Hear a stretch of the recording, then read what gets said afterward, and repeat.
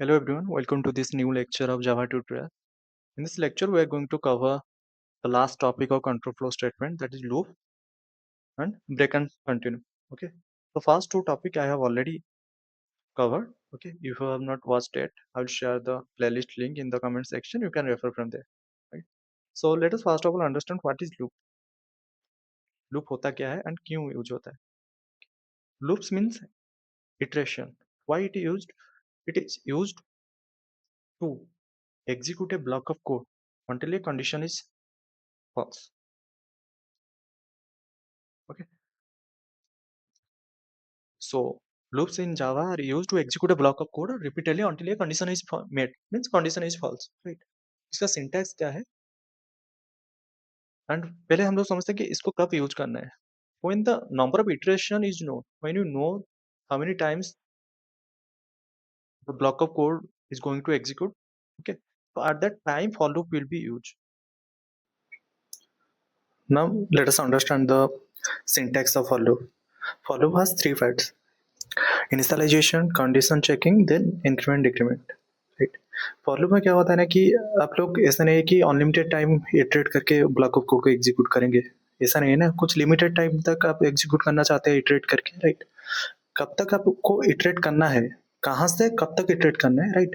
कहाँ से इटरेट करना है, उसका जो इन्फॉर्मेशन है वो इनिशियलाइजेशन में होगा. राइट. वो कैसे होगा, एक वेरिएबल के बेसिस पे. राइट. जहाँ से स्टार्ट करना है वेरिएबल को उसी वैल्यू दे देंगे, आप इनिशियलाइज कर दिए. राइट.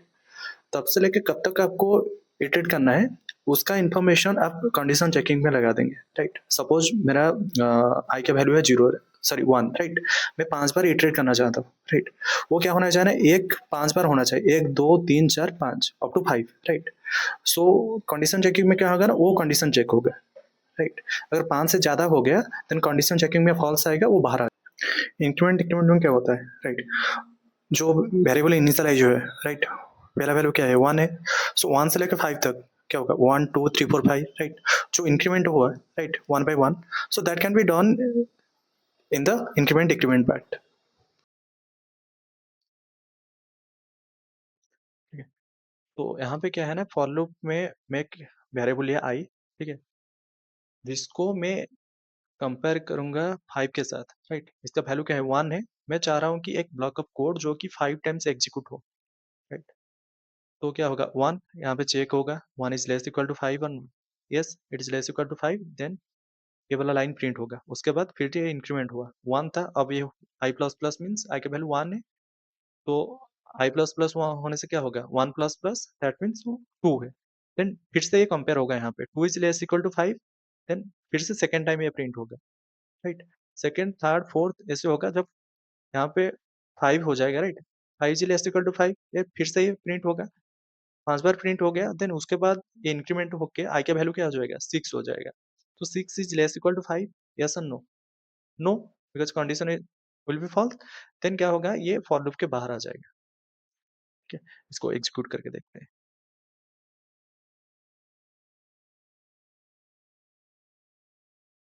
ठीक है. Now you can see count 1 count 2 up to 5. ठीक है. 5 के बाद ये फॉल्स हो गया कंडीशन, देन ये बाहर आ गया. ठीक है. Then another loop is there, that is while loop. Okay. So it is used when the number of iteration is not known in advance. Right. Okay. When the iteration is known, at that time we will use for loop. When the iteration is not known, at that time we can use while loop. Okay. ये simple है. इसमें क्या होता है कि पहला condition होता है, जो कीवर्ड होता है while होता है. राइट. उसके बाद पैरेंथेसिस के अंदर हम लोग कंडीशन लिखते हैं. राइट. अगर कंडीशन ट्रू होता है देन जो भी ब्लॉक ऑफ कोड होगा वो एग्जीक्यूट होगा. अगर कंडीशन फॉल्स होता है देन ये while लूप के बाहर आ जाएगा. ठीक है. तो इसका भी एक एग्जांपल के थ्रू समझते हैं इसको. यहाँ पे क्या होगा, फॉर लूप में क्या था ना, इनिशियलाइजेशन फॉर लूप के अंदर होता था. फॉर लूप का जो भी पैरेंथेसिस थे उसके अंदर ये इनिशियलाइजेशन होता था. बट इसमें क्या होगा ना, while लूप के बाहर वो इनिशियलाइज होगा. ठीक है. while लूप से पहले इनिशियलाइज हुआ, while लूप में ओनली कंडीशन चेक होगा यहाँ पे. राइट.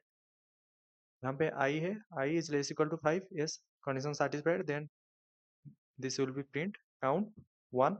देन इंक्रीमेंट डिक्रीमेंट जो पार्ट था वो भी पैरेंथेसिस के अंदर था फॉर लूप में, तो इसमें क्या होगा, वो ब्लॉक के अंदर होगा, व्हाइल लूप का जो ब्लॉक है। ठीक है, इसको रन करके देखते हैं।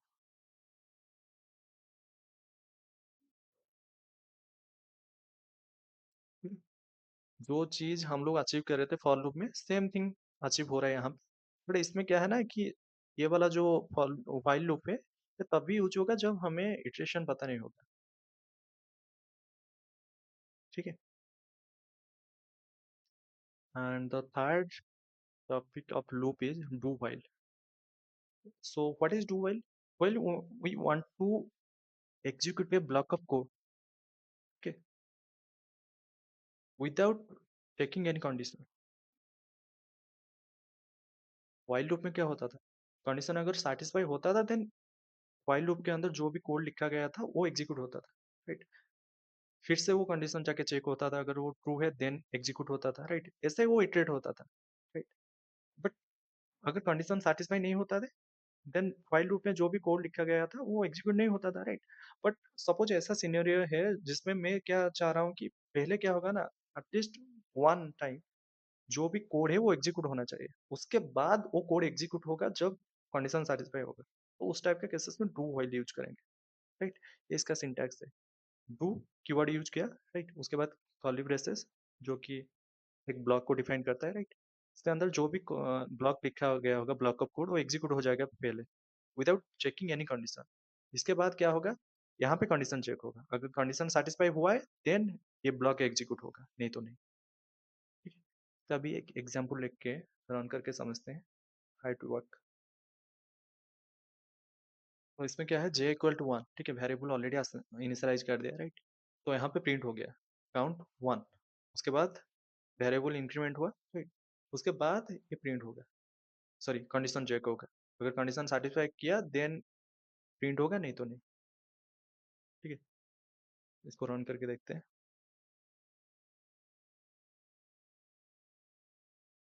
ठीक है, यहाँ पे 1 2 3 4 अप टू 5 प्रिंट हुआ। सपोज, लेट्स सपोज यहाँ पे 10 है, ठीक है, देन क्या होगा,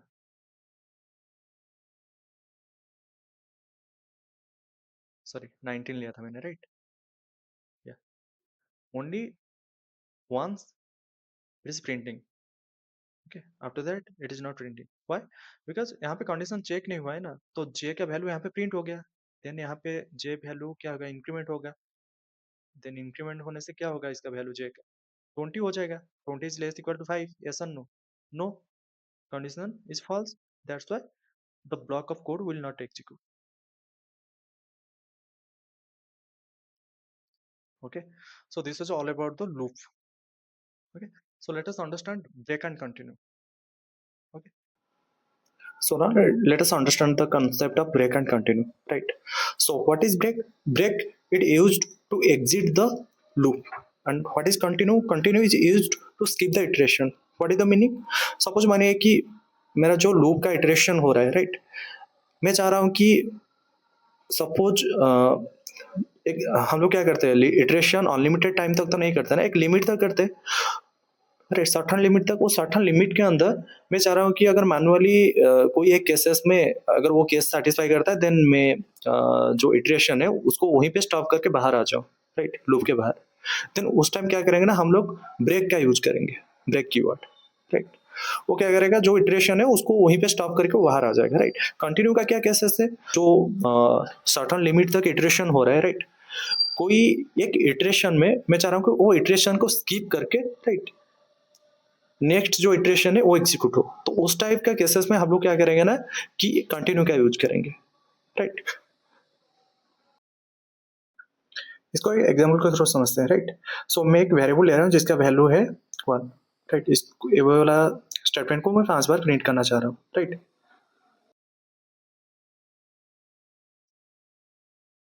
5 टाइम्स प्रिंट हुआ, तो मैं चाह रहा हूँ क्या, 2 बार प्रिंट होने के बाद वो ब्रेक हो जाए, राइट। तो first time it will print, second time if I will add a condition, right? If j is equal to 3,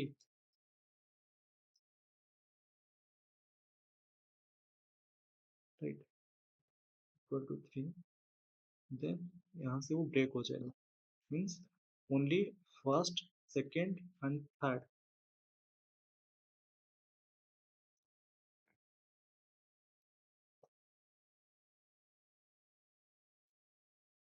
first and second print होगा, राइट। जब जे का वैल्यू 3 होगा वो प्रिंट नहीं होगा, ब्रेक हो जाएगा। इसको रन करके देखते हैं। यहाँ पे क्या प्रिंट किया, काउंट 1 काउंट 2, ठीक है। जब जे का वैल्यू 3 हो गया वहां से वो ब्रेक हो गया, ठीक है। इसके बाद हम लोग समझते हैं कि कंटिन्यू का यूज केस क्या है। सपोज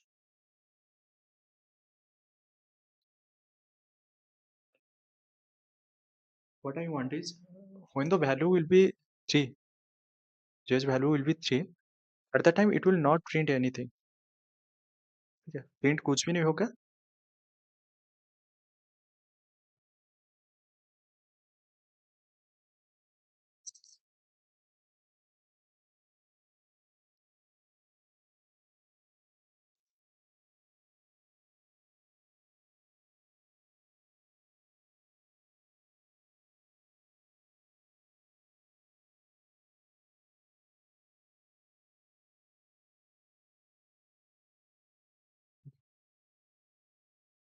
जब जे का वैल्यू 3 होगा कुछ भी प्रिंट नहीं होगा, ठीक है।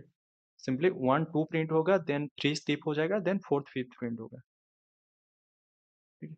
उस टाइप का सिनेरियो में कंटिन्यू का यूज करेंगे। यहाँ पे क्या हो रहा है, 2 4 5 6, that means 2 4 5 and 6।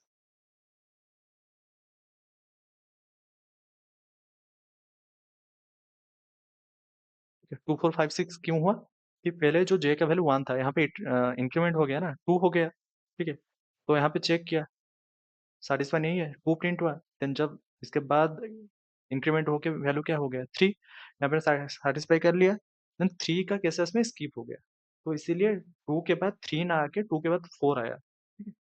4 5 6, 2 4 5 6, got it. So this was all about today's topic. We'll see you in next video. Thank you.